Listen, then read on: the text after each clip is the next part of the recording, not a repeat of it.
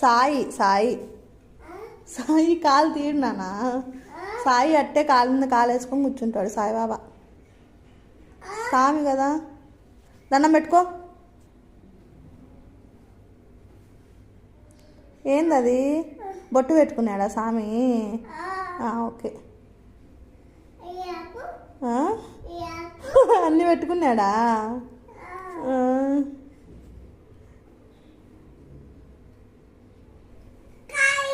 కాలు మీద కాలు వేసుకున్నాడా?